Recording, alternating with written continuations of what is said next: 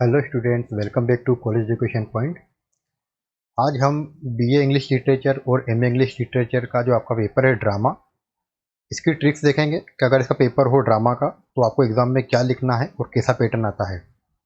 अगर आप English literature में बहुत वीक है और आपने याद नहीं किया है तो इस वीडियो को एक बार देख लेना, आपको ये काम आ जाएगा। तो देखते हैं। सबसे पहले आप ये देख लो, मैं एक एग्जाम्पल ले रहा हूँ बीए इंग्लिश लिटरेचर का। बीए का इसलिए ले रहे हैं कि आपको याद रह जाएगा, यही पैटर्न आपको एमए में भी काम आएगा अगर ड्रामा का पेपर हो तो। देखते हैं। इसमें 4 चैप्टर दिए फर्स्ट ईयर में। Oedipus Rex, Doctor Faustus, all for love, Hayavadana. ठीक है। तो पेपर कैसा आता है, किस तरह के वहाँ पे क्वेश्चन पूछे जाते हैं, किस तरह के क्वेश्चन आएंगे आपके, इसका आप स्क्रीनशॉट ले लेना। Writer and there worth. आपको सबसे पहले राइटर याद होना चाहिए। जैसे इडिपस रेक्स किसने लिखा है, तो ये लिखा है सोफोक्लस ने। डॉक्टर फोस्टर क्रिस्टोफर मार्लो के द्वारा लिखा गया। तो आपके 4 चैप्टर है, आपको चारों के राइटर याद होने चाहिए क्योंकि एग्जाम में आपको ये काम आएगा। क्यों काम आएगा, क्योंकि हो सकता है वहाँ पे एनोटेशंस आ रहा हो। एनोटेशंस मतलब संदर्भ प्रसंग व्याख्या, इसलिए आपको याद होना चाहिए।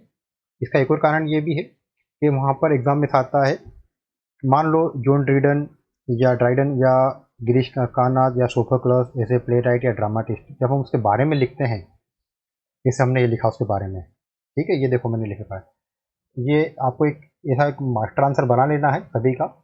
ये आपको बी और एम में सब में काम आएगा। 500 वर्ड्स का कम से कम ये होना चाहिए। आप इस तरह से सिंपल भाषा में उसको लिख ले।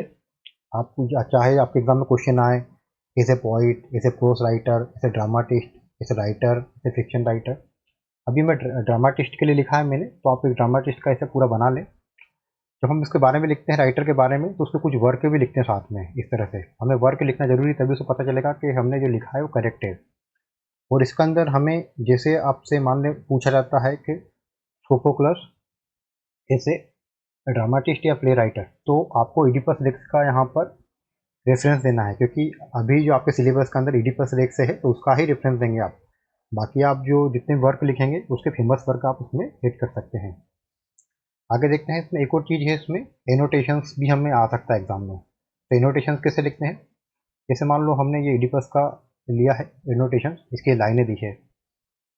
एनोटेशंस का मतलब होता है संदर्भ प्रसंग व्याख्या। संदर्भ प्रसंग व्याख्या हमने पहले भी लिखी है, 6th class, 7th class, 8th class हम लिखते आ रहे हैं हिंदी के अंदर। वही बस इसको इंग्लिश में लिखेंगे हम।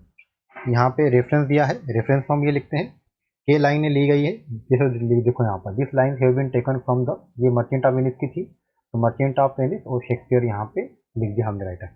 ये कॉन्टेक्स्ट इसका है। In this line poets writer describes about, हम ऐसा भी लिख सकते हैं इसमें, poets wants to tell about ये वो, हमें जैसा लगे अच्छा हम अपनी भाषा में लिख सकते हैं। इन्हीं को हमें एक्सप्लेन करना है यहाँ पर, ये आपका एनोटेशन हो जाएगा। तो हमें एक तो राइटर्स और उनके वर्क याद करना है, एनोटेशंस भी याद करना है, हो सकता है एनोटेशंस आ जाए। अब तीसरी चीज़ है कैरेक्टर स्केच। कैरेक्टर स्केच कैसे बनाते हैं, देखो मैंने एक एग्जांपल के तौर पे इडिपस रेक्स का कैरेक्टर स्केच लिया है। आपको कैरेक्टर स्केच बनाने से पहले वो प्ले देखना होगा।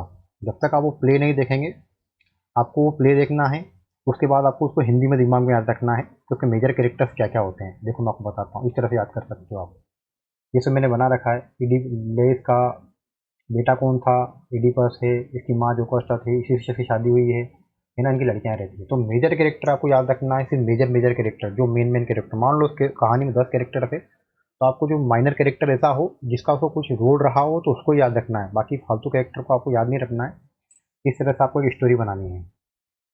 ठीक है, तो ये चीज़ हो गई है। आगे कहानी में सब, हाँ एग्जाम में ऐसा भी आ सकता है आपके, major themes in the Oedipus Rex, या कोई भी चैप्टर हो जिसकी पूछ ले मेजर थीम्स, तो कुछ भी बड़ी बात नहीं इसमें।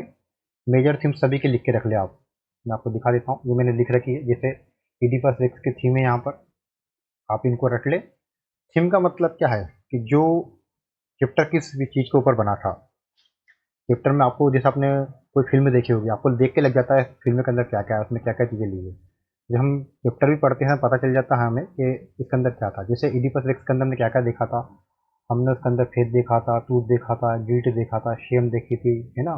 फाइंडिंग आउट द ट्रूथ, वो सच की खोज करता है। ब्लाइंडनेस देख सकते हैं हम, प्रोफेसी देख सकते हैं, भविष्यवाणी। तो ये आपको चैप्टर देखने के बाद खुद ही समझ में आता है कि थीम क्या है। बाकी आपको एक लिख के रख लेनी चाहिए। अब यहाँ पे कितने चैप्टर है, 4 चैप्टर दिए, तो चारों की थीम आप याद कर लेना। राइटर्स उनके वर्क से आपको याद करना है। कैरेक्टर स्केच आपसे पूछ सकते हैं। कैरेक्टर स्केच आपके देखो कितने चैप्टर है, यहाँ पर 4 चैप्टर है, तो दो में आपके कैरेक्टर स्केच किसका पूछेंगे, वो जो मेजर कैरेक्टर है। देखो मैं बताता हूँ आपको,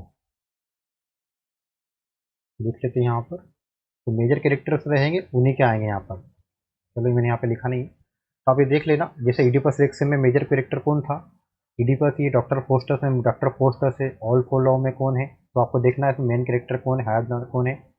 तो जो मेजर कैरेक्टर है, आपको कम से कम हर चैप्टर के 2 मेजर कैरेक्टर बना के रखना है। एक हीरो हो सकता है, प्रोटैगनिस्ट, या हीरोइन भी हो सकती है। डॉक्टर फोस्टस में हीरोइन नहीं है, डॉक्टर फोस्टस है और लूसीफर है। इस तरह से आप दो का कैरेक्टर स्केच बना लेना। ये रहा कैरेक्टर स्केच, और लिखने का तरीका एग्जाम में ये रहेगा आपका, इस तरह से। ये कैरेक्टर स्केच आप इडिपस, इस तरह से आप लिखोगे जैसे हमने बनाया है। The protagonist of the play है वो इडिपस है, गुड किंग है, well wisher of his people, hero of tragedy, noble and brave है, गुड सन है, गुड हस्बैंड है, गुड फादर है।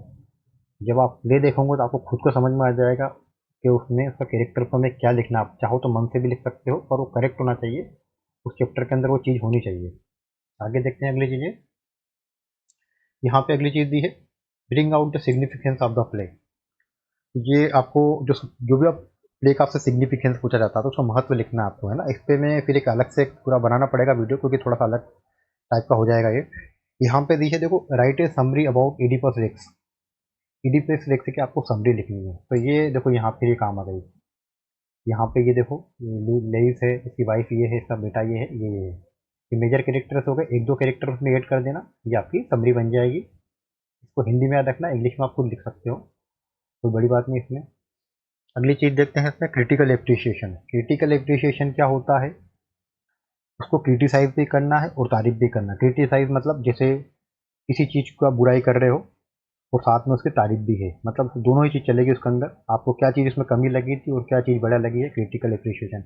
इस पर भी मैं एक सेपरेट वीडियो बनाऊंगा फ्यूचर में, आप उसे देख लेना। फ्यूचर के अभी के लिए आप ये देख लो थोड़ा सा इसको। और ये देखिए, give a character analysis of Oedipus. जो भी ये जो आ सकता है इस तरह का क्वेश्चन उसमें, कि इडिपस का जो कैरेक्टर है उसका विश्लेषण करें आप, आपको क्या लगा क्या नहीं लगा, ये चीज़ें हैं। इस तरह से आपके क्वेश्चन आएंगे, ठीक है। तो आप ये देख लेना। यही चीज़ आपकी पोइट्री में भी काम आएगी, प्रोस में काम आएगी, फिक्शन में काम आएगी। आपको चाहे पोइट्री पढ़ रहे हो, फिक्शन पढ़ रहे हो, ड्रामा पढ़ रहे हो, राइटर उसके वर्ड्स उसमें भी आपको लिखने हैं, एनोटेशन उसमें भी आ सकता है, कैरेक्टर स्केच फिक्शन में भी आता है, ड्रामा में भी आता है, ठीक है, दोनों में तो आते ही कंफर्म। अब ये प्ले राइट तो सभी में आएगा। आप चाहे पोइट्री पढ़, जब ड्रामाटिस्ट की जगह वहाँ पे प्रोस राइटर ये आ जाएगा, इधर पोइट आ जाएगा, और प्रोस के अंदर इधे प्रोस वाला लिखा हुआ आ जाएगा, फिक्शन के अंदर फिक्शन राइटर लिखा हुआ आ जाएगा, बस यहाँ पीछे चेंज हो जाएगा। बाकी ये वाला क्वेश्चन सेम बनेगा, जिसमें आपको राइटर्स के साथ में वर्क भी याद करने हैं। सिग्निफिकेंस वाले क्वेश्चंस बहुत ज़्यादा आते हैं, समरी आपको याद होनी चाहिए, क्रिटिकल एप्रिसिएशन सब में बनता है, कैरेक्टर एनालिसिस भी जहाँ जहाँ फिक्शन वगैरह में बनता है। तो आप ये देख लेना, और अगर आपको कुछ लगे तो आप मुझे कमेंट करके बताना, ठीक है। तो अगर आपको वीडियो अच्छी लगे तो इसको लाइक करना, शेयर करना। Thanks for watching.